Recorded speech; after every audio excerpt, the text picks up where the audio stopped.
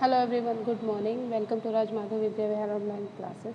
And so let's start our chapter in economics, graphs in economics. Okay.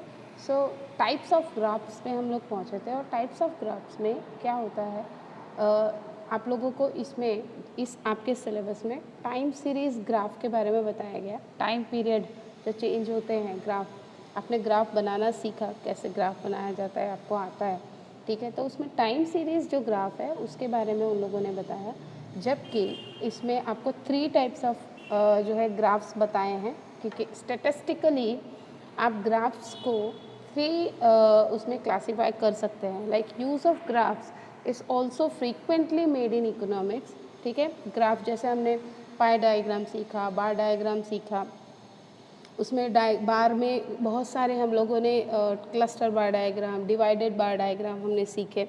वैसे ही इसमें time series graph जो है वो आपके सिलेबस में आता है।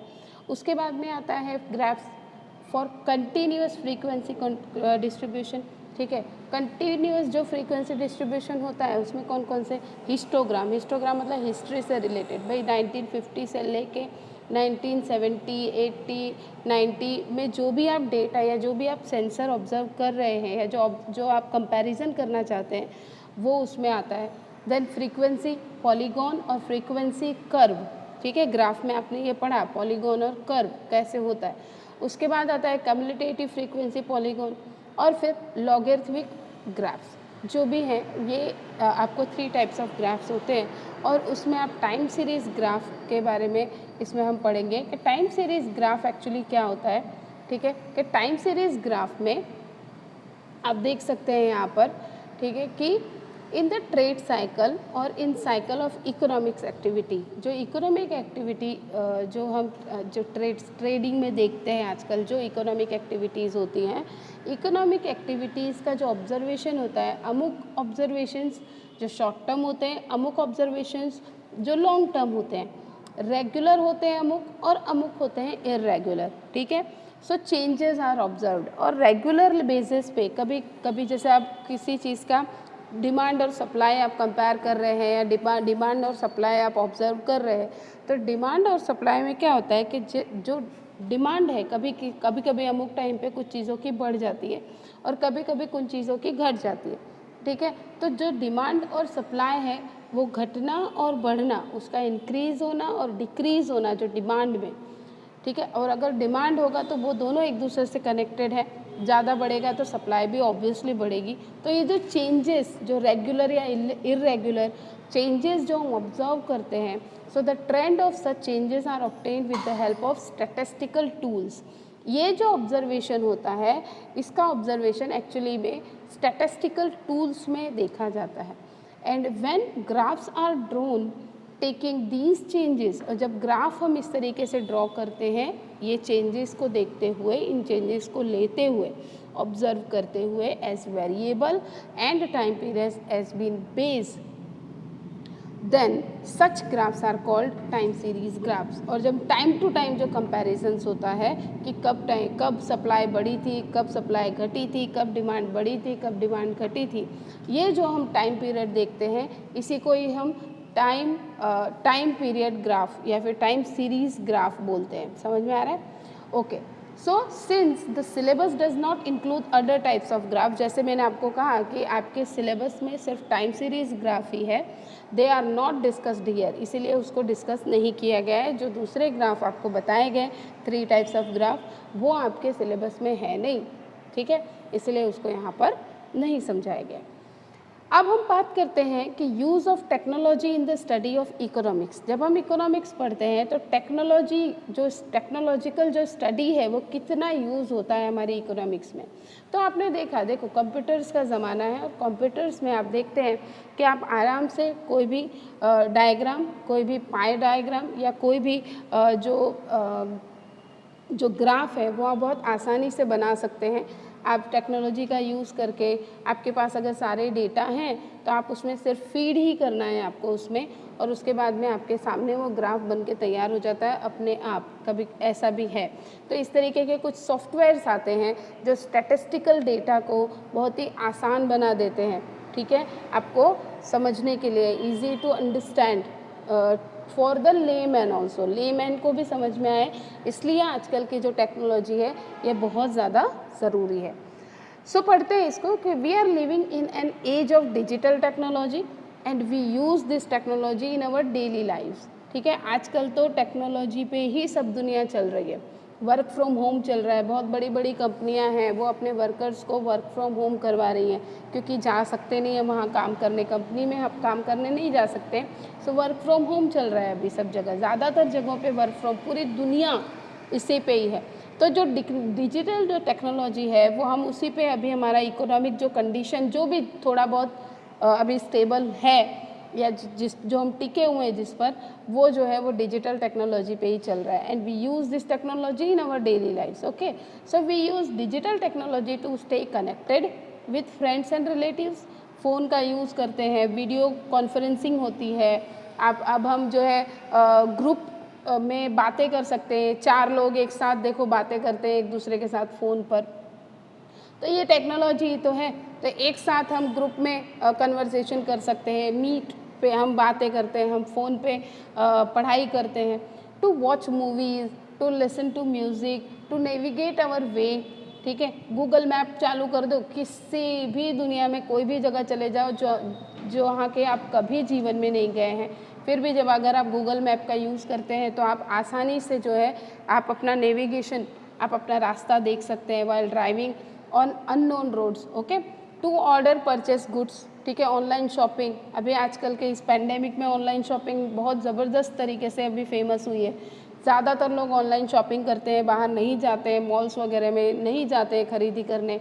टू पे आवर बिल्स, ठीक है, घर बैठ के ही बैंकिंग का कोई काम होता है, टिकट्स का खरीदनी होती है, बिल भरना होता है, ये सारे काम जो है हम टेक्नोलॉजी से ही करते हैं। This technology is also use for education, ये तो हम कर ही रहे हैं अभी। Economics is an art and science, हमने पढ़ा था इकोनॉमिक्स आर्ट भी है और इकोनॉमिक्स एक साइंस भी है, which evolves every day as the behaviour of human beings. ठीक है, आप इकोनॉमिक जो हम डेवलपमेंट पढ़ते हैं, जैसे इकोनॉमिक डेवलपमेंट जब हम पढ़ रहे थे, पढ़ेंगे नेक्स्ट चैप्टर में, तो इकोनॉमिक डेवलपमेंट में आप यही समझोगे कि स्टैंडर्ड ऑफ लिविंग, जब इकोनॉमिकली आप डेवलप होते हैं तो आपका स्टैंडर्ड ऑफ लिविंग चेंज होता है, आपके पास एजुकेशन आता है तो आपका स्टैंडर्ड ऑफ लिविंग चेंज होता है। तो इसीलिए कहा गया है कि आपका ह्यूमन बीइंग का जो बिहेवियर है वो चेंज होता है, जब आपके पास आप सेटिस्फाइड हैं हर चीज़ से, आपके पास आप वेल एजुकेटेड हैं, आपके पास अच्छी जॉब है, आप अच्छा कमा रहे हैं, अर्निंग अच्छी कर रहे हैं, तो सोसाइटी में जो है चेंजेस देखने को मिलते हैं। ठीक है, hence people in ordinary business of life as well as experts have to update themselves by the day and the technology helps to cope up। ठीक है, टेक्नोलॉजी जो है उनको और ज़्यादा वो अपडेट होते रहते हैं तो उनको और कोप अप आगे बढ़ने में हेल्प करती है। Different types of digital tools frequently used in the study and economics are explained below. अच्छा, कौन कौन सी टेक्नोलॉजी ज़्यादातर यूज़ होती है इकोनॉमिकली भी, तो सबसे पहला इम्पॉर्टेंट जो टेक्नोलॉजी अभी यूज़ हो रहा है, हर एक घर में हो रहा है, वो है कंप्यूटर टेक्नोलॉजी। ठीक है, तो कंप्यूटर टेक्नोलॉजी में क्या होता है कि a student of economics is aware of the word computer. आज आप सभी बहुत अच्छी तरीके से जानते हैं कि कंप्यूटर क्या है। ठीक है, कंप्यूटर आप एक छोटे से बच्चे से भी, आज आप 3-4 साल का बच्चा जो थोड़ा बहुत समझता है भाषा, उसको अगर आप पूछेंगे कि कंप्यूटर क्या है, मोबाइल फ़ोन क्या है, तो उसको हमसे ज़्यादा पता है उसके बारे में। We may have used a computer frequently in our school and some of us might also be having a computer at home. बहुत सारे लोगों के घर में अब कंप्यूटर होते हैं। Oh, today even smartphones perform several functions of a computers. वो तो कहना ही ना, कुछ चीज़ें कंप्यूटर में नहीं होती है, वो चीज़ें अब स्मार्टफोन में होती हैं। तो स्मार्टफोन तो अभी बहुत ज़बरदस्त चलन में है, कंप्यूटर का यूज़ इतना नहीं होता जितना अब स्मार्टफोन का होता है। We can use various programs of a computer technology in our study. सबसे पहला कंप्यूटर्स में आप क्या कर सकते हैं, कंप्यूटर टेक्नोलॉजी में हम क्या कर सकते हैं, तो सबसे पहले प्रेजेंटेशन होता है। कोई भी डेटा कोई भी एनालिसिस को बहुत ही आसानी से आप कंप्यूटर टेक्नोलॉजी का यूज़ करके, पावर पॉइंट का यूज़ करके आप प्रेजेंटेशन बना सकते हैं। Okay, so complicated economic informations और कॉम्प्लिकेटेड और डिफ़िकल्ट थियोरीज जो होती हैं या जो डेटा होते हैं of economics can be made easy bye expressing in a power point presentation. ठीक है, पावर पॉइंट में बहुत ही आसानी से प्रेजेंटेशन रेडी हो जाती है, शायद मे भी आप लोगों ने किया भी होगा कभी। फॉर एग्जाम्पल, देखो इसमें एग्जाम्पल भी दिया हुआ है कि the entire topic of budget can be highlighted in three slides. ठीक है, आपका पूरा बजट जो भी आप पूरे दिन में जो फाइनेंस मिनिस्टर जो बजट पेश करते हैं आपके सामने, जो शो करते हैं, ओके, वो आप 3 स्लाइड में पूरे बजट को आप हाईलाइट कर सकते हो, आप मेन पॉइंट्स बता सकते हो। One can give the meaning, सबसे पहले फर्स्ट स्लाइड में आप उसका मीनिंग बताओगे, ठीक है। सेकेंड स्लाइड में accounts in a budget and there meaning, ठीक है, उसके मीनिंग। दूसरा, आप उसके अकाउंट्स में क्या कितना कौन सी चीज़ महंगी होगी, कौन सी चीज़ सस्ती होगी, कौन सी चीज़ में स्टडी रहेगा उसका प्राइस, और उसका मीनिंग बताओगे कि क्यों ऐसा होगा। तो 3 स्लाइड्स में आप पूरे एंटायर बजट को आप शो कर सकते हैं, समझा सकते हैं। Another can show the example of the content of the budget, how it presented, and the third slide can give the trends of the budget in our country or can give the actual budget of the government for a recent year. Okay? फिर आता है second बहुत ही important जो technology computers में होती है और जिससे आपको हेल्प मिलती है, वो है एक्सेल वर्कशीट। हमारे जैसे जो कंपनी में बहुत बड़े जो ज़्यादातर एम्प्लॉयज़ होते हैं, ओके, उनके क्या सैलरी है या कितना उन्होंने CL रखी यानी छुट्टियां रखी, कितने हॉलीडेज़ लिए, क्या हुआ क्या नहीं, ये सारी चीज़ें हमारे लिए वर्कशीट, एक्सेल वर्कशीट कैसे काम आती है कि भाई 60 स्टूडेंट्स हैं हमारे स्कूल में, हमारी क्लास में, सॉरी, तो 60 स्टूडेंट्स में कौन उनके नाम हम रेडी कर सकते हैं, फिर उनके कितने मार्क्स आए वो रेडी कर सकते हैं कि first unit test, second unit test, third, 4, 5, 6 सारे मार्क्स आपको फीड कर देने हैं। फिर इसमें बहुत आसानी से आप उसका टोटल सम कर सकते हो, देन आप उसका एवरेज निकाल सकते हो। एक ही फॉर्मूला होता है, वो फॉर्मूला अगर आपको याद रहेगा तो आप उसमें सम टोटल कर सकते हैं, आप एवरेज निकाल सकते हैं, आप परसेंटेज बहुत आसानी से निकाल सकते हैं सिर्फ एक ही क्लिक से। ठीक है, तो वही होता है excel worksheet. So economics deal with lots of data. Researchers, कई बड़ी कंपनियां होती हैं, वहाँ पे लैक्स ऑफ डेटा होते हैं, करोड्स ऑफ डेटा होते हैं। ठीक है, तो रिसर्चर्स जो होते हैं sometimes deal with data in thousands, है ना, of observations. For instance, if we do a survey on number of items produced by small scale industries in India, हम छोटी इंडस्ट्रीज़ की बात करें और उनके जो भी प्रोडक्शन होता है उनके आइटम्स का हम सर्वे करें, तो we may get thousands of observations. आप सिर्फ वस्त्रालय एरिया के ही खाली आप जो छोटी इंडस्ट्रीज़ हैं या छोटी जो फैक्ट्री चलती है उसमें जो प्रोडक्शन होता है जिन चीज़ों का, खाली आप अपने एरिया में ही आप देखने जाओ ना तो भी आपको थाउजेंड्स मिल जाएंगे observations. Such data must be entered in excel sheet. ऐसे जो डेटा हैं इनको एक्सेल शीट में हम फीड करते हैं, हम लिखते हैं, and this sheet can process the data for any formula at only 1 click. ठीक है, एक बार वो फॉर्मूला डालना होता है, फिर नेक्स्ट में आप खाली को एक क्लिक करनी होती है, आपको आंसर मिल जाता है।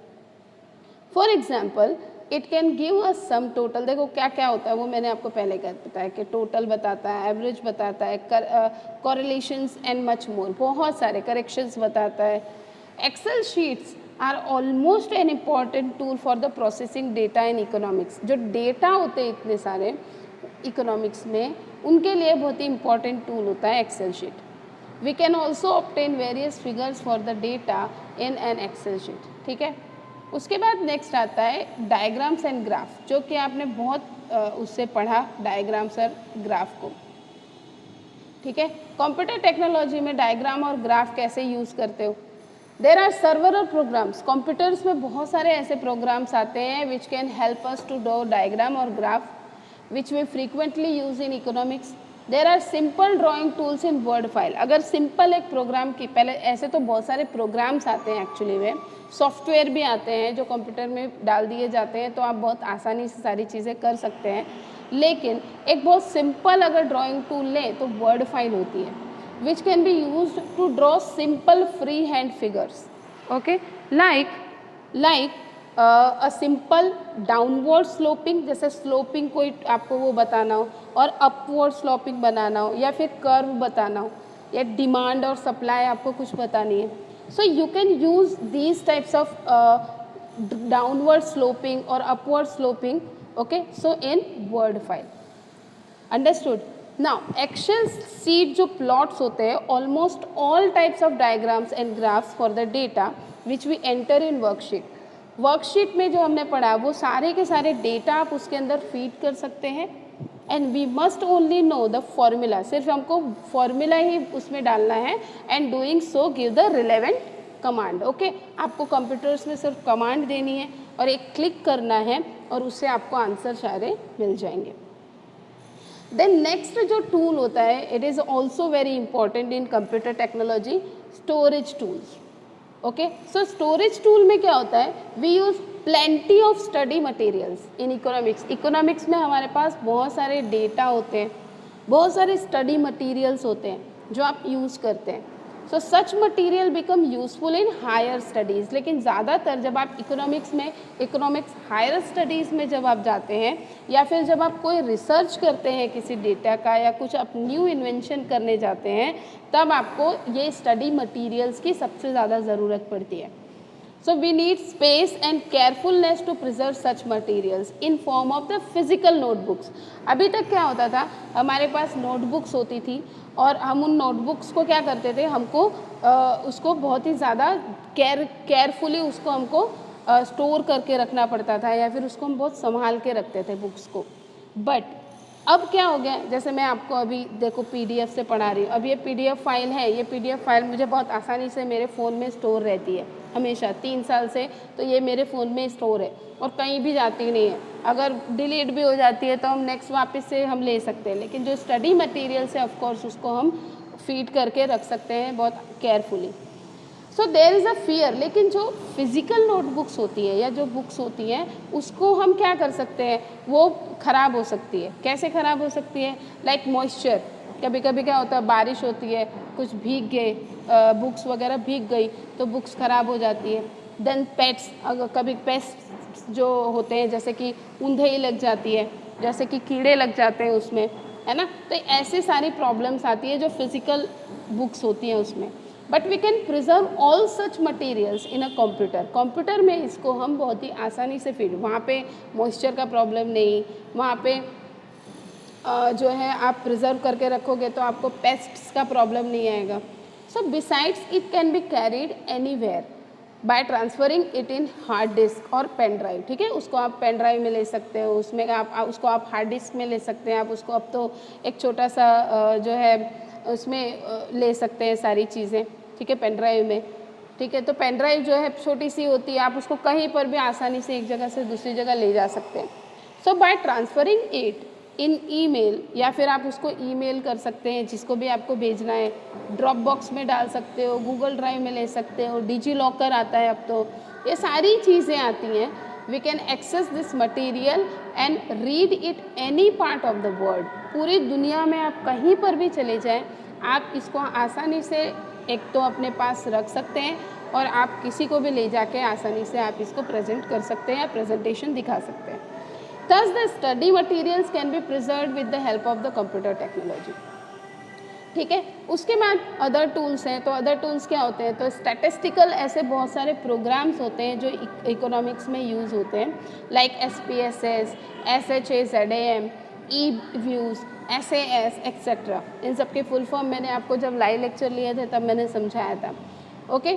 These programs are developed to almost all type of data processing for lakhs of observation in a minute, ठीक है, 1 मिनट में आप बहुत सारे डेटा इसमें ऑब्जर्व कर सकते हो। ये ज़्यादातर इस तरीके के जो प्रोग्राम्स होते हैं ये रिसर्च इंस्टीट्यूशंस में यूज़ होते हैं, ओके। रिसर्च इंस्टीट्यूशंस में ज़्यादातर ऐसे प्रोग्राम्स यूज़ होते हैं क्योंकि ये बहुत इसीलिए ये क्योंकि ये बहुत एक्सपेंसिव होते हैं, ठीक है। तो ये सारे प्रोग्राम्स आप इंटरनेट पे कई सारे प्रोग्राम्स इंटरनेट पे आपको फ्री भी मिल जाते हैं जो आप डाउनलोड कर सकते हो, कुछ के आपको फ़ीस देने पड़ते हैं। अब कंप्यूटर टेक्नोलॉजी, इंटरनेट टेक्नोलॉजी और सीडी, जो डेटा सीडीज़, तो डेटा सीडीज़ के बारे में मैं आपको बताऊं तो डेटा सीडी जो है वो कॉम्पैक्ट डिस्क जो होता है वो आजकल चलता नहीं है, ये पुराना हो गया है, ठीक है। इसमें इसकी जगह पे आप pen drives, hard disk use करते हैं, ठीक है। तो अभी कॉम्पैक्ट डिस्क तो चलते नहीं है। इंटरनेट फॉर एजुकेशन, आज हम जिस तरीके से इंटरनेट का यूज़ कर रहे हैं एजुकेशन के लिए, इससे ज़्यादा तो हमने कभी किया ही नहीं था। और आप बहुत सारी बुक्स हैं जो नई नई आप वहाँ से ख़रीद सकते हैं, ओके। इसको आपको रीड करना है। फिर ये सारी चीज़ें जब आप रीड कर लेंगे तो आपको पता चलेगा ये कि कंप्यूटर टेक्नोलॉजी इकोनॉमिक्स में कितना ज़्यादा ज़रूरी है।